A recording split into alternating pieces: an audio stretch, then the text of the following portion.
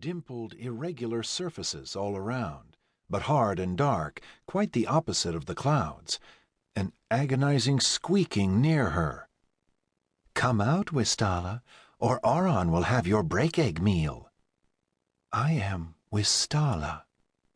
She rolled her eye, tried to raise her tail, but instead of coiling ropes of muscle that could fell young trees, she saw stubby deformities, trapped in bits of viscous-sided egg, clinging to her like a net. Next to her, another green face, pale pink fringe rising from her skull ridge and folded this way and that as it descended along the neck.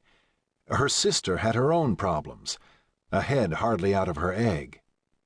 "Too hard, Mama. Jizara, cannot get out." The thought words confused Wistala. Had they come from her?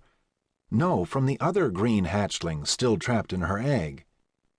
"Jizara, Wistala, you must come out of your eggs. This is your first test, and you'll learn a valuable lesson. In any crisis, the first scale you must bite through is your own. Master your spirit, apply your mind, harness your body. Then you will be able to break through difficulty." Mother, big enough to be a world herself, rested against a curving wall of stone. She could not be taken in with a single glance. Wistala had to assemble her out of impressions.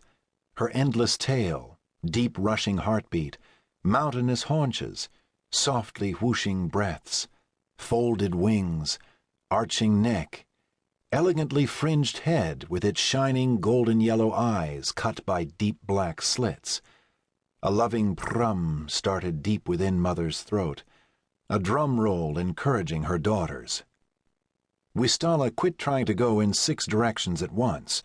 She employed all 4 limbs and her tail to get out of the confining egg. Tch, crick, crack, and she was away from it. But down again.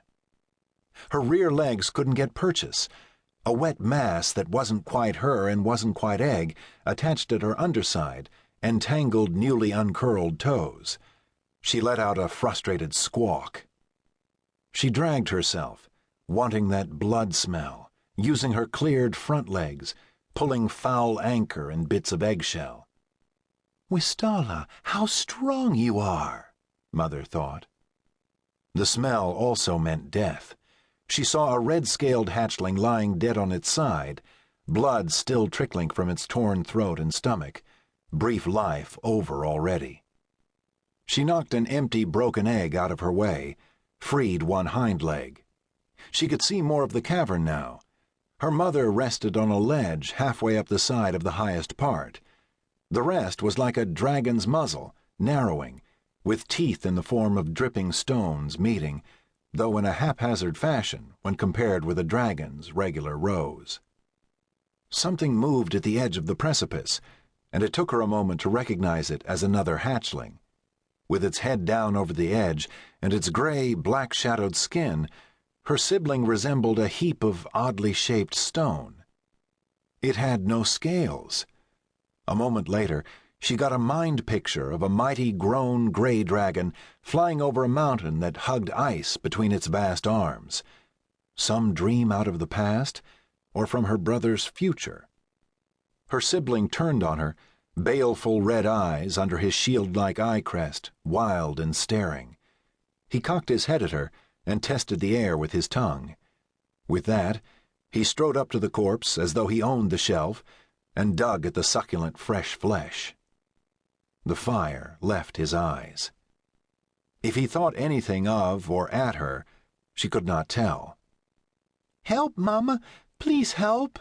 her sister thought. Wistala wanted a mouthful of that feast, but suppose the gray hatchling objected. She looked behind, saw her sister still struggling against her egg. Jizara had managed to get her head and neck out, thanks to the sharp prong on her snout. "Why, I have one too," but hadn't so much as cracked through with her back. "Too hard." Wistala turned, slipped on the drogue still attached to her belly, and pushed herself clumsily sideways, still learning what her legs could and couldn't do, until she stood alone.